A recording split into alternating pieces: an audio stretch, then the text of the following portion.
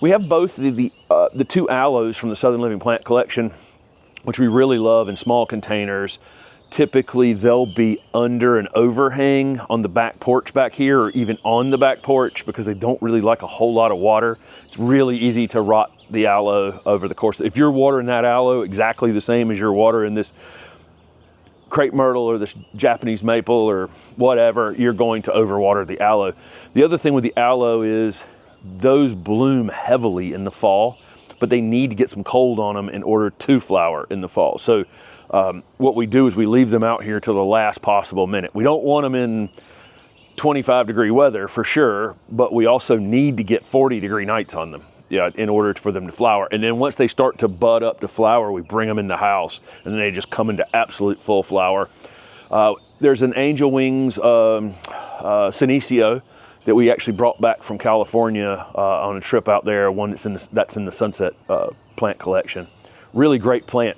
We've overwatered it a bit since we got home. That's a plant that just needs very, very little water. Senecios are most of them are very low water usage plants. It's one of the things with a few of these containers, we can put the Lomandro a little further out if we want to, and we can skip watering it occasionally.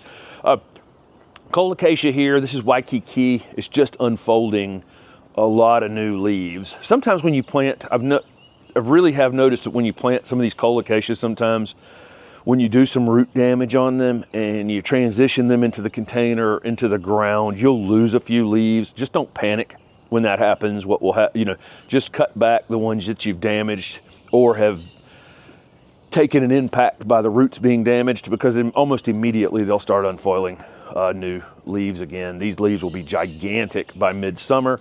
This one, it uncoils like this with the green and the yellow, and then you see that little pink spot right there?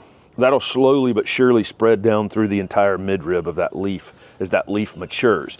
These are small leaves compared to what it'll have once it reestablishes itself in this container, gets some new roots on it. The leaves will be 4 times this big in surface area and much more colorful over the course of the summertime.